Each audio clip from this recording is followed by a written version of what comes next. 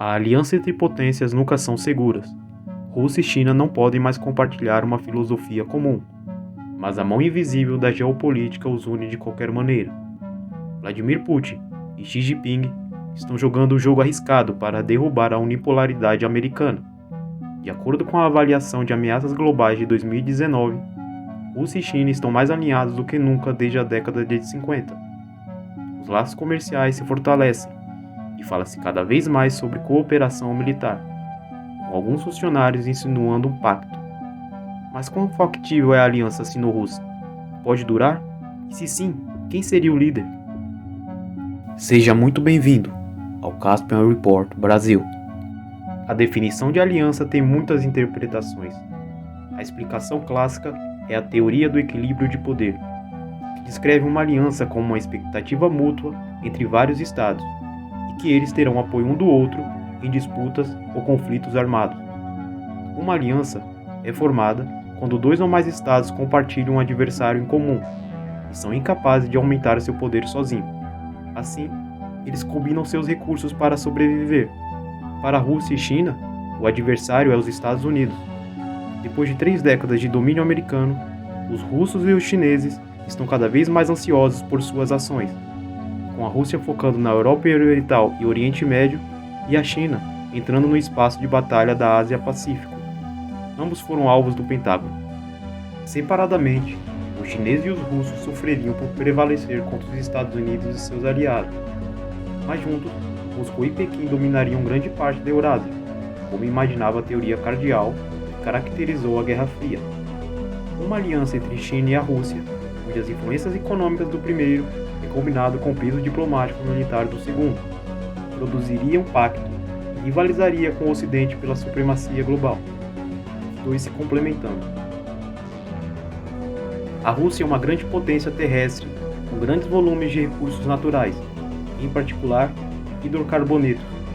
Também tem o maior arsenal de armas nucleares do mundo, bem como a indústria militar de alta tecnologia. A população russa, no entanto, é modesta em comparação com o tamanho da Terra. Enquanto isso, a China é uma potência econômica, uma enorme população que pode rivalizar com os mercados ocidentais. Mas também tem muitos portos valiosos e uma marinha que está cada vez melhor. Dito isso, os militares chineses seguem sendo convencional com base nas métricas atuais. Visto dessa forma, as duas nações reforçam uma a outra, mas eles também têm muito em comum em termos de interesses. Ambos procuram um mundo multipolar, onde a distribuição de poder é mais equilibrada. Ambos têm atitudes antagônicas em relação ao Ocidente e ambos guardam rancor contra a hegemonia estadunidense. O que Moscou e Pequim querem é a maior participação em assuntos globais, e nos últimos anos, os dois se uniram em posse dessa missão. Para a China, 2020 foi um ano de retórica cada vez mais hostil dos Estados Unidos. A guerra comercial, a perseguição em Xinjiang, as novas leis em Hong Kong, bem como o uso da Huawei na infraestrutura 5G, com tudo isso, as apreensões aumentaram. Na frente russa, as sanções dos Estados Unidos e da Europa têm prejudicado seriamente a economia. Tanto é assim que os russos buscaram mercados alternativos. Mais recentemente, desde 2019, grande parte do comércio entre a China e a Rússia não foi feita em dólares, mas na moeda local, um sinal de que ambos querem fugir do dólar como moeda de reserva global. Mas o pacto entre China e Rússia vai além da economia. Em essência, é um relacionamento pessoal. Depois de ter investido em seu terceiro mandato em 2012, a China foi o primeiro país que Putin visitou. Um ano mais tarde, Xi devolveu o elogio ao assumir o cargo. Putin e Xi se encontraram cerca de 30 vezes ao longo de suas carreiras políticas e têm se lisonjeado um ao outro. Putin se refere a Xi como seu querido amigo e amigo de longa data, enquanto Xi descreve Putin como seu melhor amigo mais íntimo. Embora a pandemia tenha impedido, os dois ainda se encontraram em várias ocasiões. Essa reciprocidade pode parecer peculiar, mas garante um relacionamento forte no nível de liderança. Em dezembro de 2020, uma pesquisa realizada pela Global Times of China mostrou que mais da metade dos chineses veem a Rússia como o país mais importante em política externa, enquanto uma enquete anterior do Pew Centro de Pesquisas, com sede nos Estados Unidos, em dezembro de 2019, mostrou que 71% dos russos têm opiniões favoráveis sobre a China, a proporção mais alta do mundo. Assim, com opinião pública e política na mesma página, há muito espaço para expandir as relações. É essa confiança que permitiu a cooperação na esfera militar. Em 2012, durante o exercício Vostok da Rússia, a China forneceu 3.200 dos 300 mil soldados envolvidos. Foi uma demonstração impressionante de força bruta ao longo do Mar do Japão, e serviu como amostra de poder de um pacto sino-russo. Então, por que ainda não aconteceu uma aliança? O que impede Moscou e Pequim de assinarem um tratado vinculativo? A resposta está nas disparidades entre ambos. Embora esteja em um nível militar semelhante, os gastos militares da Rússia ficaram para trás. Tomando o orçamento anual de 2017 como exemplo, a China fez o maior aumento nos gastos militares para o nível mundial, enquanto a Rússia realizou a maior diminuição. Em relação aos gastos militares, China supera a Rússia em mais de 52 milhões de dólares. Ao mesmo tempo, cientistas chineses estão aplicando engenharia reversa para o armamento russo de alta tecnologia em um ritmo incrível. Em alguns campos, a China até superou sua contraparte russa. Está claro que, com o tempo, o exército russo se subordinará à China. Além da dimensão militar, o PIB da Rússia foi de 1,6 trilhões de dólares em 2018, enquanto o PIB chinês excede 3,6 trilhões. São 8 vezes mais e segue crescendo. No comércio, China e Rússia buscam dobrar suas trocas para 200 bilhões de dólares até 2024. Por mais significativo que pareça, ainda representa menos do que 1/3 do comércio da China com os Estados Unidos. Então, essa associação é mais importante para a Rússia do que para a China. Tendo em conta as disparidades militares e econômicas, um tratado de segurança vinculativo entre China e Rússia faria de Pequim o sócio principal. Estar no banco de trás de uma aliança não é o que os políticos em Moscou procuram quando falam de uma ordem global multipolar. Visto assim, uma aliança sino-russa é mais difícil do que parece, e as disparidades são apenas o começo. Outra inconsistência surpreendente é a demografia. O extremo oriente russo é muito pouco povoado, especialmente em comparação com a fronteira da China, muito mais povoada e próspera. Atualmente, estima-se que entre 300 mil e 500 mil chineses povoam o extremo oriente russo, um número em constante crescimento. Se a migração atual continuar inabalável, a etnia chinesa se tornará a maioria do extremo oriente russo até 2030. Tanto os russos quanto os chineses invocaram narrativas históricas para justificar suas ambições geopolíticas.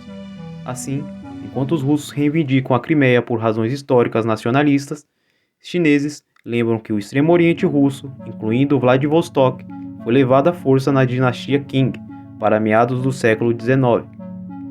Essas narrativas políticas não são apenas incompatíveis, mas também voláteis. Em uma aliança sino-russa com Pequim como líder e com a maioria chinesa do extremo oriente russo, pode chegar um momento em que Pequim peça a Moscou para desistir de alguns de seus ativos ou territórios. Como parceiro júnior, a Rússia não teria capacidade de recusar. Portanto, um assento traseiro em uma aliança é um compromisso perigoso e imprevisível, e portanto inaceitável para os líderes russos. Quanto mais a chamada aliança se desfaz, mais se revela que a China e a Rússia são de fato adversários geopolíticos. Essa rivalidade é particularmente notável na Ásia Central, onde a Rússia mantém sua liderança, um legado soviético. A China exerceu sua influência sobre a Ásia Central com cautela, mas seu projeto insígnia, Belt and Road, descaradamente invade a União Econômica da Eurásia, proposta por Putin, o que é outro sinal de incompatibilidade. A falta de uma ideologia ou formação cultural compartilhada invalida ainda mais a suposta aliança. Ambos os países se consideram civilizações e enquadram sua política interna e externa de acordo com sua identidade e com sua cultura. Mas em termos culturais, há 14 vezes mais alunos chineses em universidades nos Estados Unidos que nas universidades russas. Os chineses simplesmente não buscam inspiração cultural na Rússia. Levando em consideração o aumento econômico, militar, demográfico e cultural, a China verá a Rússia mais como um inimigo do que como um aliado. A relação cordial que existe entre Moscou e Pequim chegará à sua data. Um possível ponto de inflamação seria o Ártico, uma região com alto potencial econômico e que está passando por uma mudança radical. Mas, Nós falaremos disso mais para o futuro. A Rússia tem um direito legal sobre as vastas águas territoriais do Ártico, e 1/5 de seu território é encontrado ao norte do Círculo Polar Ártico. Nos últimos 6 anos, a Rússia tem sido mais assertiva sobre sua afirmação, intensificando a presença militar no Ártico e abrindo bases soviéticas, conduzindo exercícios militares. A China também tem interesses no Ártico e vem reforçando sua atuação diplomática para se estabelecer na região. Dito isto, o Ártico é o único lugar onde a Rússia é claramente o poder dominante e não cederá facilmente. Sua intransigência nas políticas árticas poderia resultar no colapso do relacionamento. A meados do século, na época da inauguração do Ártico, a Rússia seria significativamente mais fraca em outro lugar. Vai faltar a capacidade econômica e demográfica para competir com a China ou com os Estados Unidos. E é possível que Moscou prefira equilibrar os dois. As relações com a China teriam que se enfraquecer, enquanto que laços com os Estados Unidos teriam que se fortalecer. Isso então explica porque a Rússia deseja manter suas opções em aberto. É uma política de longo prazo, porque alguns aliados são mais perigosos do que alguns inimigos. Se você, assim como eu, aprecia o conhecimento, dê like, comente e compartilhe, para que mais pessoas tenham acesso a esse vídeo. Um forte abraço e câmbio, desligo.